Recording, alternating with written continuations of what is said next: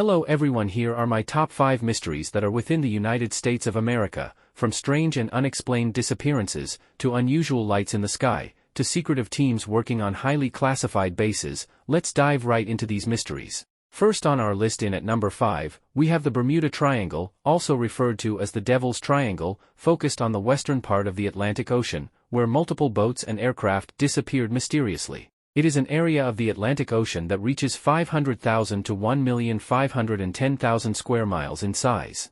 It can be located between the coasts of Florida, Puerto Rico, and the island of Bermuda. For years now, the Bermuda Triangle has been reported on numerous accounts of times dating all the way back to Christopher Columbus days. As he and his crew stated in their journey across the Atlantic Ocean in 1492, they saw sightings in the sky such as objects like UFOs and lights. He even reported seeing glowing lights in the water that would shoot up in the sky. The stars apparently would move across the night sky, a light that sort of appeared as a candle moved up and down. According to Columbus, the strangest thing he encountered was a glowing object emitting from the ocean that suddenly shot up into the night sky. Another very strange incident that occurred within the Bermuda Triangle was the disappearance of Flight 19 on December 5, 1945. Flight 19 was a group of 5 U.S. Navy Avenger torpedo bombers that had a crew of 14 total Navy airmen. They had taken off from the Fort Lauderdale Naval Air Station based out of Florida for a 3-hour routine training mission. The training mission was routine, so the crew wasn't new to this at all. It was also reported that the weather conditions that day were cooperative, and the waters were calm, which is quite lucky for a squadron to have these experiences, where one of these 14 airmen had combat experience. That one airman who had combat experience was Lieutenant Charles Taylor. Midway through their training mission, Lieutenant Taylor reported his main compass and backup compass were acting erratically. Lieutenant Taylor thought he and his squadron were over the Florida Keys, so he pointed his squadron northeast of their position in an attempt to bring his squadron home. Unfortunately, Lieutenant Taylor and his squadron were flying over the Bahamas east of Florida instead of over the Florida Keys, which ultimately took them further out to sea. The last reported radio contact from the squadron was made at 7:04 p.m. from Lieutenant Charles Taylor.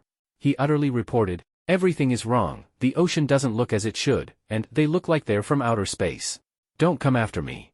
After that, Flight 19 was never heard from nor seen again. While many aircraft and ships disappeared within the Bermuda Triangle, the latest disappearance occurred on May 15, 2017, where a private MU-2B aircraft suddenly vanished at 24,000 feet in the sky from radar and radio contact with air traffic controllers in Miami, Florida. In the official aviation investigation report, it stated that the aircraft was found a year and 4 months after the disappearance, but unfortunately, the aircraft could not be recovered, so there could be no examination, and the pilot could not be found. So there could be no post-mortem examination or toxicological testing done. Would you risk flying or sailing across the Bermuda Triangle, if your route took you through it? Coming in at number 4 we have, the Battle of Los Angeles. The Battle of Los Angeles is indeed a puzzling event. 2 months after the surprise attack by the Imperial Japanese Navy on Pearl Harbor, which led the United States into World War II, Los Angeles experienced bright lights in the night sky on late February 24, 1942, continuing into the early morning of February 25. It all started when naval intelligence informed military units on the West Coast to prepare for a potential Japanese attack. At 7:18 p.m. on February 24, 1942, air raid sirens went off throughout Los Angeles County but were lifted later that night at 10:23 p.m. Everything remained calm until shortly after 2 a.m. on February 25 when all hell broke loose. Calls flooded in about flashing lights above Los Angeles, and the U.S. military radar picked up unidentified objects 120 miles west of Los Angeles. Within seconds, a citywide blackout went into effect, air raid sirens blared, and troops swept the skies with spotlights and anti-aircraft guns. About an hour later, just after 3 a.m., shooting started following a report of an unidentified object in the sky off the coast of Santa Monica. Military troops stationed in Santa Monica received the green light to open fire at the unidentified objects, leading to a barrage of anti-aircraft and .50 caliber machine gun fire. Not long after, many of the city's other coastal defense weapons joined in. The barrage continued for over an hour, with more than 1,400 rounds of anti-aircraft ammunition lighting up the sky. It ended at 4:14 a.m. when the all-clear was sounded. Despite the radar showing and alerting unidentified objects, it was the morning of February 25 when the United States military made a shocking, confusing discovery. It appeared that there was no enemy attack, as no enemy aircraft were downed in the area, no enemy bombings were reported, and no Japanese ships were off the coast. A Japanese military leader later confirmed that there were no Japanese aircraft flown in the area around the time of the so-called attack. This led many to believe that the lights the U.S. military was shooting at were flying saucers and extraterrestrials. A day after the U.S. Navy declared a false alarm about the attack, the War Department, presenting the U.S. Army's side of the story, confirmed that there was at least 1 and possibly 5 unidentified aircraft over the city that night. However, many civilians and Army personnel reported seeing lights in the sky, so something was definitely there that night. What do you think? Was our military shooting at UFOs in the night sky that night? What are your thoughts? Coming in at number 3 on our list we have, the Lost Colony of Roanoke, the oldest mystery in the United States. The colony of Roanoke was established back in 1585 on the island of Roanoke, which is present-day Dare County, North Carolina, to found the first permanent English settlement in America and consisted a population of approximately 112 to 121 people. However, in 1590 a ship visited the island and the crew discovered the colonists had disappeared under unknown circumstances. To this day it is still unclear to what had happened to the colony and remains unknown. The Roanoke Colony was governed by Ralph Lane, an English explorer of the Elizabethan era. The Roanoke Colony was troubled by the lack of supplies and poor connection and communication with the local Indian tribes in the area. Due to this and a delayed resupply mission by Richard Greenville, an English privateer and explorer, Ralph Lane had no choice but to abandon his colony and return back to England in 1586. A second expedition to set up another settlement led by John White in 1587, which he was among those who sailed with Richard Greenville in the first attempt to colonize Roanoke Island in 1585. White's expedition landed on the same island which they discovered the colonists had apparently vanished. With the abandonment of Ralph Lane, this led to John White being the new governor of the new colony. However, during a stop to check on Greenville's men, flagship pilot Simon Fernandez forced White and his colonists to remain on Roanoke Island.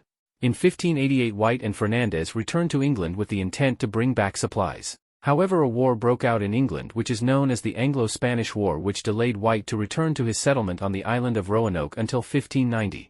When White returned, he discovered that his settlement was fortified but abandoned with the words carved into the palisade, Croton. White took this message as the colonists relocated to the nearby island of Croton. Before he could follow up on this speculation, rough seas and a lost anchor forced White to return back to England. To this day, the fate of the colony of approximately 112 to 121 remains unknown, with rumors from they went and joined with nearby Indian communities to the colony had been massacred. Coming in at number 2 on our list, we have the Alcatraz prison escape. Alcatraz was a maximum security federal prison located on a small island named Alcatraz Island in the San Francisco Bay, which housed some of the world's most infamous prisoners, including Al Capone and George Kelly, also known as Machine Gun, who had a history of escapes. Operational from 1934 to 1963, Alcatraz underwent a redesign with tougher iron bars, strategically placed prison guards, and strict rules, including 10 checks a day for the prisoners. Within those 29 years, there were 36 men on 14 separate escape attempts. However, nearly all the inmates were caught or didn't survive due to the cold, rough waters of the Pacific surrounding the island. The fate of 3 prisoners, Frank Morris, John Anglin, and his brother Clarence Anglin, remains a mystery, as they successfully escaped on the night of June 11, 1962. It is noted that there would have been a 4th escapee, Alan West, but he stayed behind due to not successfully completing the plan.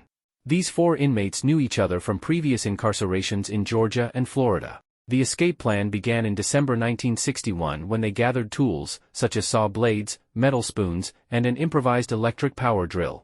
Over a 6-month span, they made the air vents at the back of their cells big enough and accessed an unguarded utility corridor behind their cells. They climbed to the top of their cell block, built life jackets and a rubber raft, and made paddles out of plywood and screws.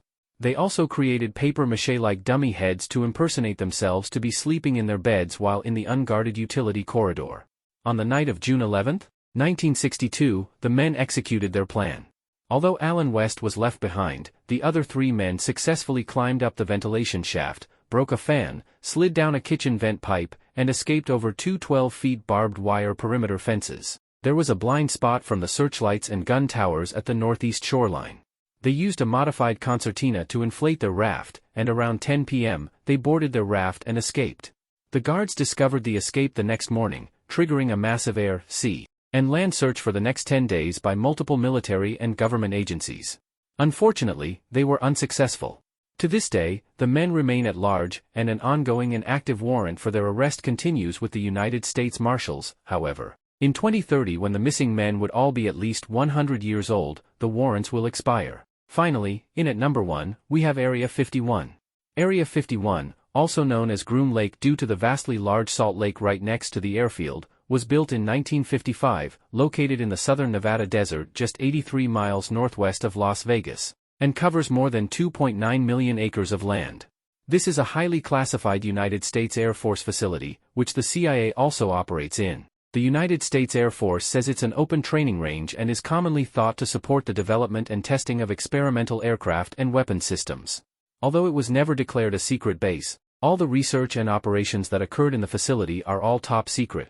The United States Air Force and the CIA acquired this facility in 1955 primarily for flight testing of the Lockheed U-2 aircraft, an American single-engine high-altitude reconnaissance aircraft. Many other aircraft projects of the United States Air Force, such as the SR-71 Blackbird, were conducted here as well. The perimeter of Area 51, to protect its secrecy, is marked by orange posts and guarded by patrolled guards in white pickup trucks and camouflaged attire, also referred to as camo dudes, that are given the orders to eliminate any unwelcome guests that intrudes Area 51. An invisible box known as the Groom Box that stretches 23 by 25 miles around the base is a strictly no-fly zone for both civilian aircraft and military. Military pilots training in the Nevada Test and Training Range even risk disciplinary action if they stray into the invisible airspace. On top of this, heavily used technology is placed around the base, such as surveillance cameras and motion detectors, some of which are on top of hills to detect any movement down below, and others which are ground vibration motion detectors are placed some distance away on public land to notify the guards of incoming forces. Area 51 is not only known for experimental weapons and aircraft testing, it is a hotspot for UFO sightings and conspiracy theories of extraterrestrial life and experiments. Recently, UFO investigators believe the extreme advancement of the military's top-secret planes tested here were built by technology from captured alien craft.